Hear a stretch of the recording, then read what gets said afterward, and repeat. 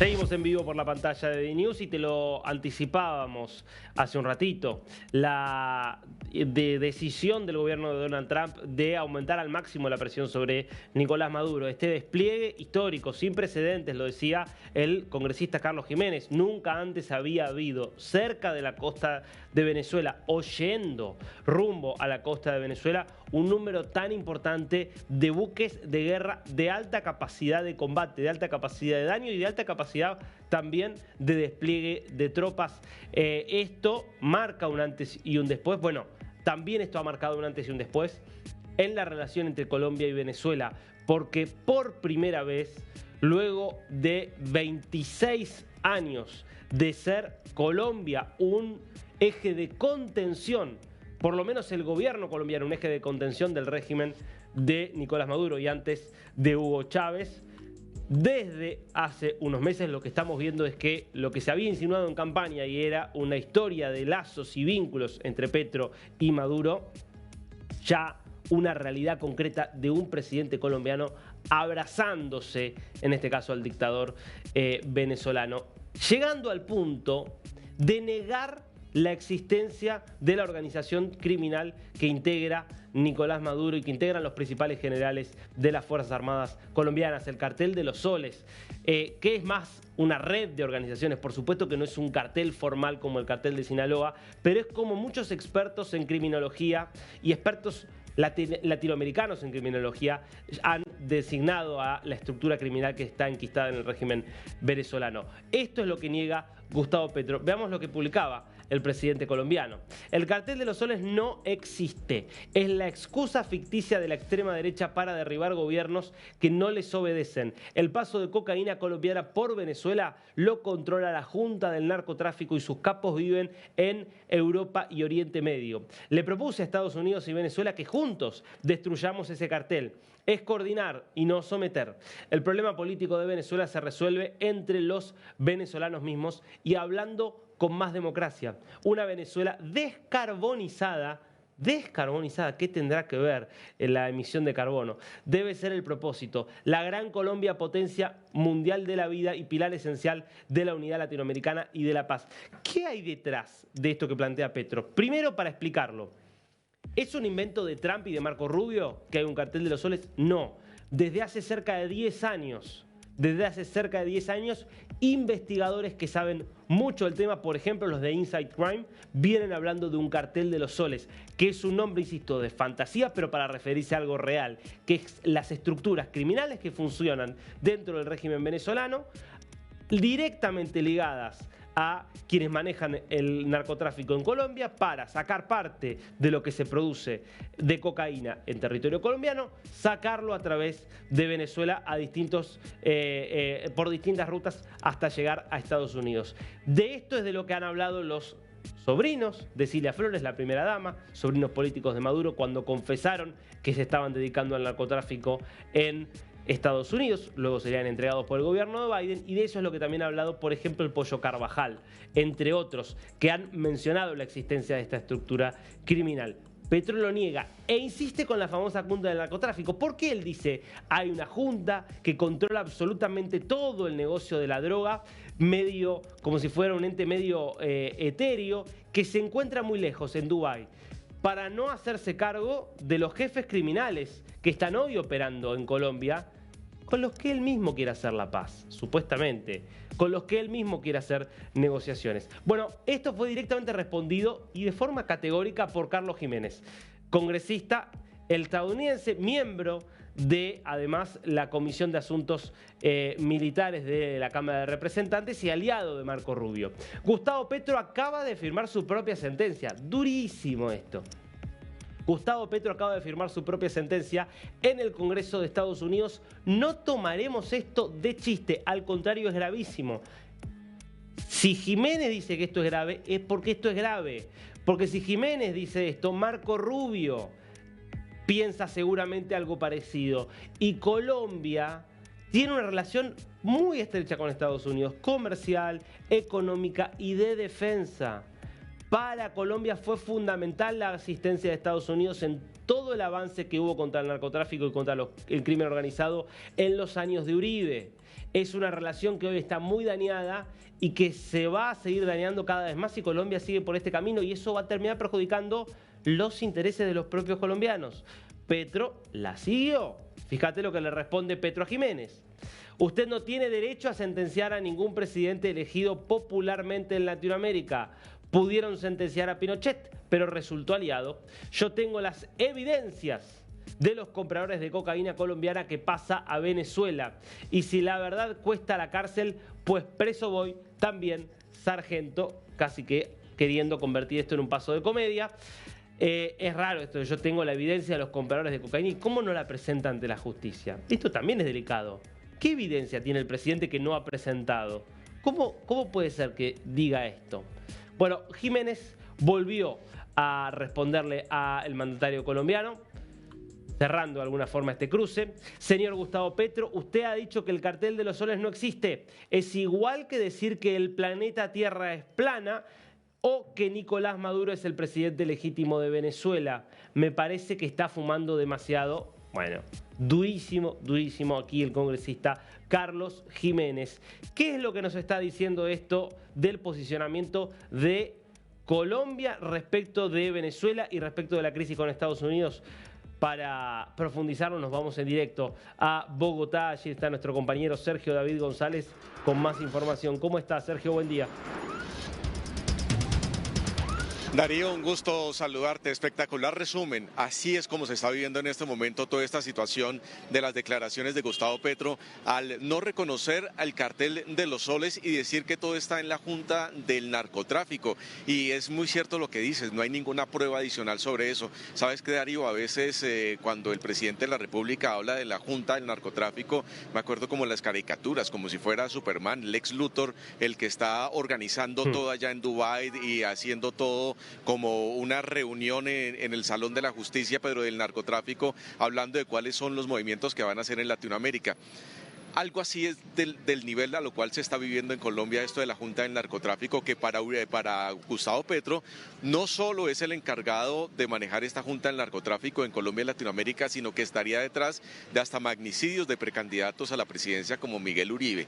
Es una situación de que todo lo que le está pasando a Colombia no es culpa del gobierno, no son políticas públicas, no es un gobierno sin autoridad, sino que todo tiene que ver con la Junta del Narcotráfico. Es decir, encontró allí la mejor forma de decir que no lo han dejado gobernar, que toda la situación que se está viviendo es por culpa de entes internacionales como la Junta del Narcotráfico, que ahora es a la cual invita a Estados Unidos a que se tumbe ese cartel y no el cartel de los soles, a los cuales ya le tiene precio a su principal cabecilla, Nicolás Maduro.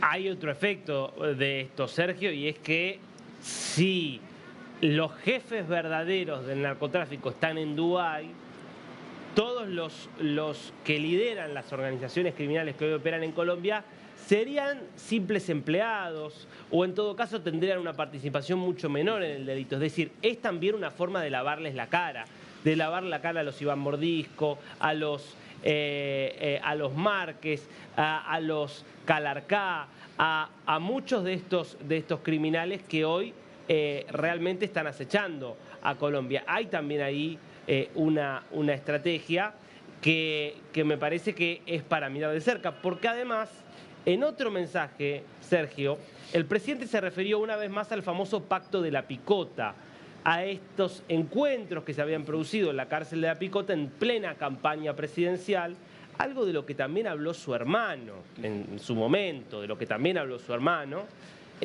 para conseguir cierto nivel de respaldo.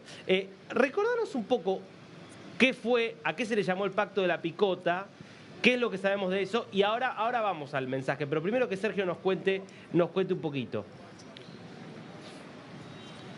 Para ubicar a toda nuestra audiencia en Latinoamérica, Darío, estamos hablando de reuniones que tuvo el hermano de Gustavo Petro en diferentes cárceles del país, donde se reunió con narcotraficantes que están allí pagando sus penas y con otros cabecillas de algunas bandas criminales, todo esto para buscar beneficios. En una entrevista que dio el hermano de Gustavo Petro a un medio local aquí en Colombia, reconoció que sí, que fue a hablar con estos narcotraficantes para buscar el apoyo en votos y dar algunos beneficios respecto a las condenas que se estaban viviendo. No es algo ajeno, fue el propio hermano de Gustavo Petro el que dio estas palabras. Al contrario, Gustavo Petro siempre ha negado cualquier vínculo con este tipo de reuniones por parte de las personas más cercanas a su campaña, y en este caso una persona de sangre, su propio hermano, quien estaba liderando toda esta situación. A esto se le llamó la reunión de la Picota. ¿Y por qué de la Picota? Porque en la Picota es donde se encuentran la mayor cantidad de políticos presos por hechos de corrupción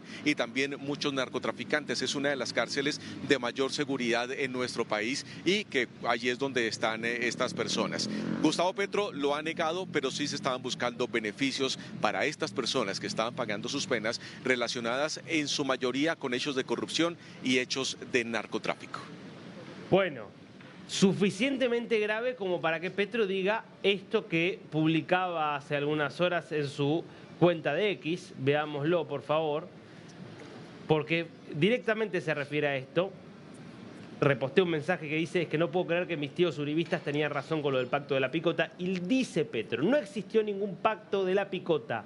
Que las ONGs y algunas comunidades religiosas hablen con victimarios para detener masacres se llama labor humanitaria y no sociedad con el crimen.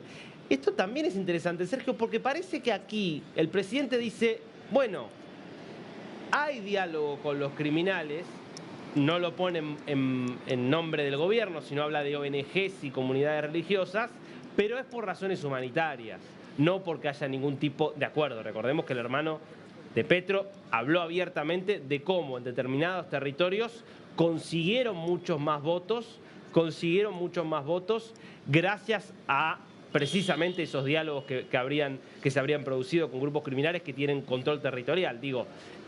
Por eso se habla muchas veces de pacto, además de que después en el gobierno lo que vimos es como el presidente Petro hizo todo lo posible por darles las mejores condiciones a estos criminales, en nombre, por supuesto, siempre de la causa noble de la paz, pero ofreciéndoles excelentes condiciones.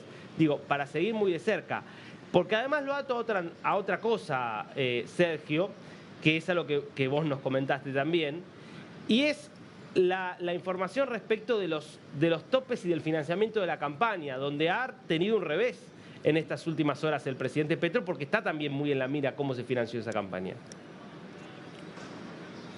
Sí, claro, Darío, esa es la noticia hoy en Colombia, donde 2 magistrados del Consejo Nacional Electoral radicaron una ponencia, 600 páginas radicadas, donde ellos evidencian que el gobierno, que más bien la campaña de Gustavo Petro sí superó los topes en 3.500 millones de pesos colombianos. Esto dejaría, por supuesto, con evidencia, según ellos, de que sí hubo irregularidades en el financiamiento de la campaña de Gustavo Petro. Que viene a continuación, la Sala Plena del Consejo Nacional Electoral tendrá que revisar toda esta documentación, pero aquí hay un tema importante, Darío, y es que aquí se le va a revisar es al gerente de la campaña, no a Gustavo Petro como candidato, porque Gustavo Petro se adelantó, interpuso una acción de tutela o una acción de amparo, como se conoce en varios países de Latinoamérica, para que no sea la Comisión Nacional Electoral quien lo investigue, sino que utilice el fuero como presidente para que lo investigue directamente la Comisión de Acusaciones de la Cámara de Representantes, comisión de la cual en su mayoría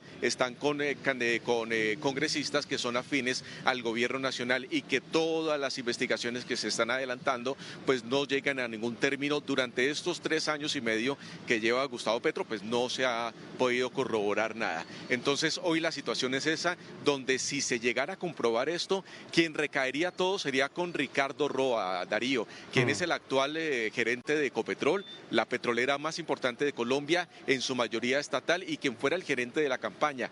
A él recaería y también a los partidos políticos que le dieron el aval a la presidencia de Gustavo Petro, que estamos hablando entre ellos Colombia Humana, el Pacto Histórico, los cuales estarían aquí involucrados en este hecho si la Sala Plena de la Comisión Nacional Electoral pues da vía libre a lo que los magistrados hoy entregaron en horas de la mañana. Impecable. Sergio, ¿para dónde te vas ahora? Vamos a ir al Congreso de la República, Darío, porque te comento que el termómetro electoral empieza a moverse de una manera muy fuerte, empieza a subir la temperatura relacionada a las candidaturas en Colombia. Por primera vez va a dar una conferencia de prensa el papá de Miguel Uribe. Importante. Hablamos de Miguel Uribe Londoño, quien entra a ocupar el puesto de Miguel Uribe dentro del Centro Democrático para ser precandidato a la presidencia de la República. Va a dar a conocer sus propuestas y también lo que esperamos es por qué tomó la decisión de ocupar el puesto de su hijo y no dejarlo a otra persona con una trayectoria política más actual que la de él, que aunque sabemos que es muy cercano al expresidente Álvaro Uribe Vélez, pues ya se estaba retirando un poco de la política. Van a ser unas declaraciones importantes, las cuales hoy en Colombia están muy atentos, porque con la entrada de Miguel Uribe Londoño al ajedrez político, realmente que ha movido bastante toda esta situación, Darío. Cambia el mapa político en Colombia, sin dudas. Entonces volvemos en un ratito en vivo desde el Congreso de Colombia. Gracias, Sergio.